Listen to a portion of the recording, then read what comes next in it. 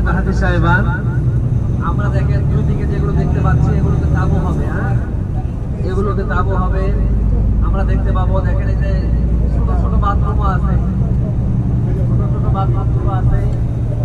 এত ছোট ছোট বাথরুমে আমাদেরকে বাথরুম সারতে হবে এবং নিজেদের বাথরুম সারার জন্য সবচেয়ে কষ্টের জায়গা হলো আরাফা এবং মুজদালিফা। আরাফা এবং মুজদালিফা দেখেন, এই যে ডান দিকে দেখেন বাথরুম, এই ছোট ছোট বাথরুম, অথচ লাখ লাখ মানুষ, লাখ লাখ মানুষ সিরিয়াল 30, 40, 50 জন সামনে থাকবে।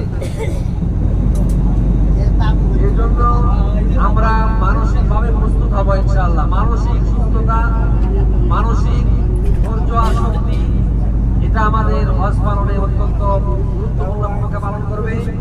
আমরা যদি অধৈর্য হই, আমাদের যদি ধৈর্য কম হয়, আমরা যদি উশৃঙ্খল হই, তাহলে কিন্তু কষ্ট বেশি পাবো। যে কোনো বিপদে আমাদেরকে ধৈর্য ধারণ করার মতো চিন্তা চেতনা থাকতে হবে। এই যে ছোট ছোট বাথরুম, যেমন বাথরুম নেই, ছোট ছোট বাথরুম, এই যে বামে দেখতে পাচ্ছি আমরা বাথরুম, এরকম বাথরুম থাকবে।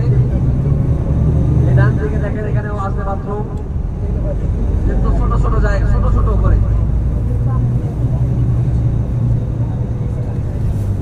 হ্যাঁ, দেখেন 16,310, এই 16,310 এগুলো হলো ক্ষেত্রা কোটি নম্বর। যে আমাদের বাংলাদেশে ইজতেমা হয়, ওই ইজতেমার ভিতরে আমাদের জন্য কোটি নম্বর থাকে, ক্ষেত্রা নম্বর থাকে, মানে 16 নম্বর অঞ্চল, 16 নম্বর অঞ্চলের এত নম্বর কোটি।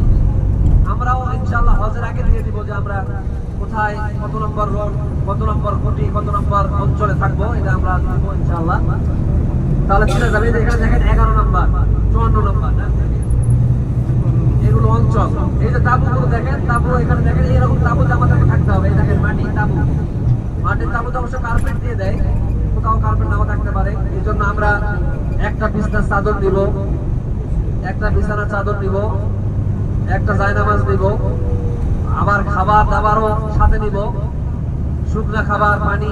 পানি সাধারণত পাওয়া যায়, কিন্তু শুকনা খাবার, চিড়া, চিনি, বিস্কিট, তারপর কেক, রুটি, এগুলোর সাথে নেওয়ার চেষ্টা করব।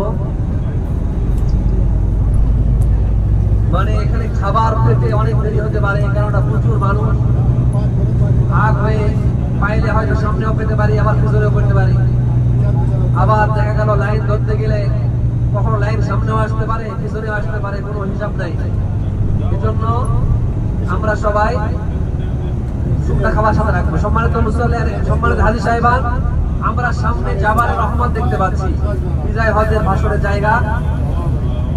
এখান থেকে হেঁটে যেতে হবে। আমরা বাস